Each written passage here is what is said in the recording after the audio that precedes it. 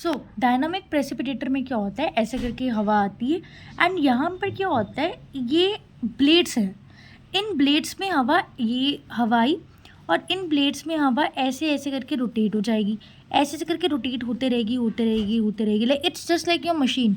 Machine में भी नीचे ब्लेड्स होते हैं ना, कोई भी कपड़ा वहाँ पे रोटेट होते रहता है, रोटेट होते रहता है, रोटेट होते रहता है, और एक मोमेंट के बाद गंदगी अलग हो जाती है एंड साफ हवा बाहर आ जाती है। Same is the case with dynamic precipitator.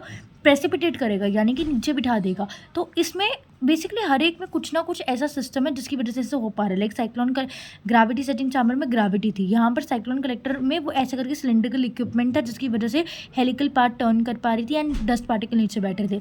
Dynamic precipitator में ऐसे ब्लेड्स होंगे, ब्लेड्स में हवा घूमेगी घूमेगी घूमेगी घूमेगी, डस्ट पार्टिकल नीचे बैठ जाएंगे एंड आउटसाइड हमारे बाहर निकल जाएंगे। डन। और ये जो होता है, बट ये स्टिकी पार्टिकल के लिए सूटेबल नहीं है क्योंकि वो नहीं यहाँ पे सेटल डाउन हो पाएंगे और यहाँ पे सेंट्रीफ्यूगल फोर्स होती है जिसकी वजह से ब्लेड्स रोटेट हो पाते हैं एंड हमारे पास चीज़ें बाहर आ पाती हैं। Next we have spray towers. So spray towers की बात करते हैं तो जैसे ये ये जो डायनामिक प्रेसिपिटेटर था everyone, that was not suitable if we have a sticky particle. This is suitable for sticky particle. Here when we put the air here, it's combines with water and it settle down। Basically यहाँ पे a kind of dust particles, जैसे आपने हमेशा देखोगे ना sand वगैरह heavy हो जाते तो वो नीचे बॉटम में सेटल डाउन हो जाते ना, कुछ ऐसा ही है ये। सिंपल इसके लिए याद करना है कि वाटर स्प्रे के साथ मिक्स होकर हैवी पार्टिकल्स को सेटल डाउन करेगा, just like sand in water, वो सेटल डाउन हो जाती है ना, बस वही है। Next is wet scrubber. This is very important. देखो we have two types of scrubber, one we have dry scrubber, one we have wet scrubber. So you have to study wet scrubber. So basically what happens in wet scrubber, there are it's a complex type of system. Is particular, if I'll show you this particular thing, this way it forms certain kinds of helical path based on Venturi meter, which is a physical term, but I'll explain you properly. See what happens in wet scrubber. I would like to make it read. In this method the gases just a second. In this method gases इस particular method में जो भी हमारे पास gases होती है ना, those are emitted from combustion process are pass through a pouring water in a tank. Simply समझें तो हमारे पहले सिंपली मैं ऐसे करके एकदम ऐसे कर आएंगे तो इस पर्टिकुलर में क्या होता है कि इस तरीके का कोई टैंक होता है हमारे पास, ठीक है, ये टैंक है। Now just read it. In this system, the gases those are emitted from the combustion processes, very important। combustion process के बाद हमारे पास कौन सी gases मिलती है? We found the gases like carbon dioxide, carbon monoxide, है ना। and combustion processes से हमारे पास वो gases मिलती हैं, हम उन्हें इस टैंक से पास करवाते हैं। तो हमने इन टैंक में पास करवाया।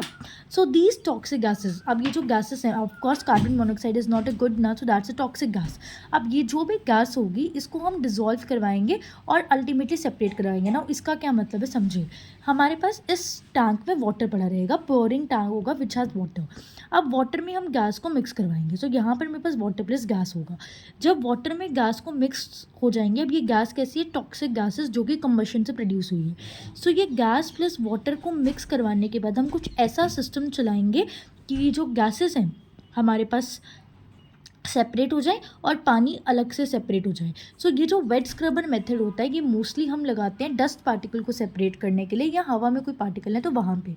अब यहाँ पर सिंस हम वाटर को यूज़ करते हैं तो डस्ट पार्टिकल्स हम इसमें डालते हैं एंड along with that वो एक ड्रॉप की फॉर्म में कन्वर्ट हो जाते हैं। Drop, understand, drop is made up of water which is like this. बहुत बार आपने ड्राइंग करी होगी इस तरीके से, sorry for this kind of drawing, ignore it. So drop particle dust के साथ, basically what they are saying कि पानी plus dust will form over the drop, और वो ड्रॉप पार्टिकल को हम वेट स्क्रबर में पास करवाते हैं।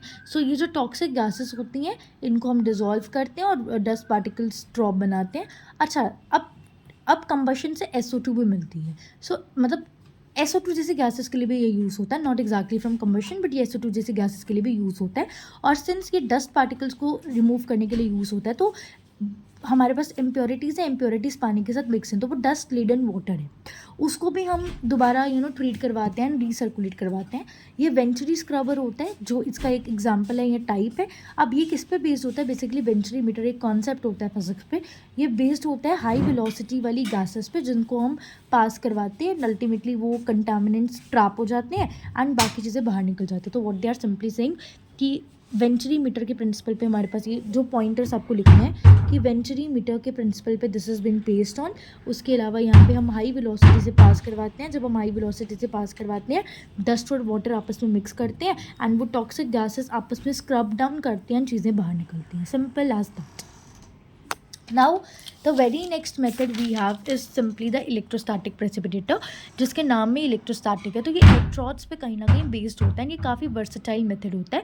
Basically impurities and electrode since they have positive and negative terminal and impurities का अपना कुछ समझ, फिलहाल इसको ट्रिक के लिए आप ऐसे समझते हैं कि इम्प्योरिटीज़ जो होती हैं उनको समझ लो, उनको हमने कुछ चार्ज दी है। इम्प्योरिटीज़ में कोई चार्ज है और इलेक्ट्रॉड्स पे चार्ज है, तो इम्प्योरिटीज़ अपने चार्ज के अकॉर्डिंगली इलेक्ट्रॉड से अट्रैक्ट होंगे and this is how we can separate them. ठीक है, सो काफ़ी एफिशिएंट होते हैं, काफ़ी अच्छे होते हैं और ये इलेक्ट्रोस्टैटिक अट्रैक्शन के प्रिंसिपल पे वर्क करते हैं। उसके अलावा अगर हम इसकी कंस्ट्रक्शन या वर्किंग को समझें तो ये एक ऐसे करके सिलेंड्रिकल सी चीज़ें फिट होती हैं और बॉटम से यहाँ से हम हवा डालते हैं और यहाँ से हवा को निकालते हैं। तो इनलेट मतलब नीचे में सिर्फ एयर घुसती है, ऊपर से हवा बाहर निकलती है। इलेक्ट्रोड सेंटर में होता है, हाई वोल्टेज यहाँ पे डालनी पड़ती है बिकॉज इलेक्ट्रॉड्स का सिस्टम है तो वोल्टेज वगैरह पे वर्क करेगा ही। एंड जैसे ही डस्ट यहाँ पे पास करती है तो जो लार्जर साइज पार्टिकल्स होते हैं ना वो नीचे नीचे बैठ जाते हैं ग्रेविटी की वजह से। बिकॉज हमने जब ग्रेविटी सेटिंग चैम्बर पढ़ा था वहाँ पर भी हमने पढ़ा था कि वो लार्जर पार्टिकल्स के लिए एप्लीकेबल है। जो लार्जर पार्टिकल्स हैं वो नीचे बैठ जाएंगे, तो जो लार्जर साइज पार्टिकल्स होंगे वो नीचे बैठ जाएंगे और स्मॉलर साइज जो पार्टिकल हैं वो अपोजिट चार्ज की तरफ पहुँच जाएंगे एंड अल्टीमेटली बेसिकली हम इसको ऐसे भी समझ सकते हैं। एक टेक्निक होती है जेल इलेक्ट्रोफोरेसिस, उसको समझते हैं तो शायद आपको इसका प्रिंसिपल थोड़ा बेहतर तरीके से समझ आ सके। तो जेल इलेक्ट्रोफोरेसिस प्रिंसिपल क्या होता है, ऑल तो जेल को इग्नोर कर दीजिए, ये बियोलॉजी में हम समझते हैं। इसमें भी ना कुछ ऐसे करके वेल्स क्रिएट किए जाते हैं, ऐसे करके डी वेल्स क्रिएट किए जाते हैं। होता क्या है, यहाँ पर हमारे पास एनोड्स के थॉट प्रेजेंट रहती हैं और यहाँ पर ना नेगेटिव चार्ज पार्टिकल्स होते हैं। अब एनोड पॉजिटिव इलेक्ट्रोड होता है, इनके थॉट हमारे पास नेगेटिव इलेक्ट्रोड होता है। अब नेगेटिव जो होता है वो पॉजिटिव को अट्रैक्ट करता है। सो इस तरीके से वो उनके इलेक्ट्रिकल अट्रैक्शन के बेस पे अट्रैक्ट कर जाती हैं, तो नेगेटिव पॉजिटिव को ट्रैक करेगा। एंड इस मोमेंट पे अगर इस दौरान क्या होता है, जो हैवी पार्टिकल्स होते हैं ना वो पीछे रह जाते हैं, लेकिन जो स्मॉलर फ्रेगमेंट्स होते हैं, मान लो बहुत छोटे छोटे स्मॉलर फ्रेगमेंट्स हैं, तो ये स्मॉलर फ्रेगमेंट्स फटाफट से अपने इलेक्ट्रॉड्स के पास आ जाएंगे। सो बेसिकली इसमें क्या सब मैंने समझाया आपको कि जो हैवियर पार्टिकल्स हैं वो पीछे रह जाएंगे, बट जो स्मॉलर फ्रेगमेंट्स वाले पार्टिकल हैं वो फटाफट से आगे आके अपने इलेक्ट्रोड के पास आ जाएंगे। तो उसी के जैसा कुछ आपके पास इलेक्ट्रोस्टैटिक प्रेसिपिटेटर होता है। जो डस्ट पार्टिकल्स वगैरह हैं या जो हैवी चार्ज पार्टिकल्स हैं उसमें पीछे रह जाएंगे इलेक्ट्रोस्टैटिक प्रेसिपिटेटर में बिकॉज ऑफ ग्रेविटी, और वहीं जो स्मॉलर चार्ज पार्टिकल्स हैं वो अपने, अब जैसे यहाँ पे पार्टिकल क्या था, नेगेटिव चार्ज था, तो ये नेगेटिव चार्ज पार्टिकल, जैसे यहाँ पे नेगेटिव चार्ज पार्टिकल था तो ये नेगेटिव चार्ज पार्टिकल आपके पॉजिटिव चार्ज इलेक्ट्रोड के पास आ गया। सिंस ये negative charge particle positive charge electrode के पास हो गया, सो दे डिड अट्रैक्शन। लेकिन नेगेटिव चार्ज में भी वो वाला बेसिकली अट्रैक्शन यहाँ पे उस नेगेटिव पार्टिकल की पॉजिटिव के साथ हुई होगी जिस नेगेटिव पार्टिकल का स्मॉलर साइज़ होगा। जिस नेगेटिव पार्टिकल का हायर साइज़ होगा वो तो पीछे ही रह जाएगा बिकॉज ऑफ द ग्रेविटी। ठीक है, सो यहाँ पर भी ऐसा ही कुछ होता है कि नेगेटिव पॉजिटिव या पॉजिटिव नेगेटिव के साथ ट्रैक करेगा, पर स्मॉलर वाला और हैवी वाला जो है वो पीछे रह जाएगा। सो इसको हम ड्राई प्रेसिपिटेटर भी बोलते हैं बिकॉज ये ऐसे ड्राई पार्टिकल्स को बाहर निकालने में हेल्प करता है विदाउट और यहाँ पर देखो कोई भी ESPs जो हमने इलेक्ट्रोस्टैटिक प्रेसिपिटेटर्स बोले वो ड्राई भी हो सकते हैं, वो वेट भी हो सकते हैं। ड्राई मतलब सूखा तब होंगे जब वो वाटर का यूज़ नहीं कर रहे हैं, और वेट तब होगा जब उन्हें डस्ट पार्टिकल का रिमूव करने के लिए पानी का भी यूज़ करना पड़ रहा है, और ये छोटी से छोटी इम्प्योरिटीज़ को भी रिमूव करने के लिए हेल्प कर सकते हैं। This is a beautiful system about them. Next we have fabric filter. तो this is somehow arrangement of the fabric filter. यहाँ पर क्या होता है, ये बहुत ही एफिशिएंट होते हैं, बिल्कुल बहुत छोटे छोटे साइज़ को भी ये करवा सकते हैं। अब इसमें क्या होता है, इस तरीके से ऐसे फैब्रिक्स जैसे बने रहते हैं।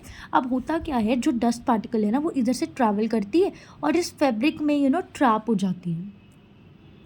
बस इतना समझना है, जैसे सीव होती है ना, आप उस सीव से जब इम्प्योरिटीज़ को छानते हैं तो वो जैसे चाय बनाते हैं तो चाय पत्ती ऊपर रह जाती है बिकॉज वो एक फैब्रिक की तरह काम करती है। फैब्रिक फिल्टर में जैसे फैब्रिक फिल्टर आउट की तरह काम करता है कि जो फिल्टर्ड पोर्शन है वो नीचे जाता है, रिटेंटेड पोर्शन ऊपर रहता है। सेम इसमें है कि फ़िल्टर की तरह काम करती है, जो भी एयर है वो आराम से चले जाएगी, बट बाकी जो डस्ट पार्टिकल है वैसे ऊपर ट्रैप रहेंगे, और ये फ्रिक्वेंटली बहुत ही यूज़ होने लगा है। तो इस this particular we have discussed about the control method, and control method में भी we discuss the control from a source, and we discuss the control from the using devices. And devices में हमने particulate pollutants के control के बारे में discuss करा है।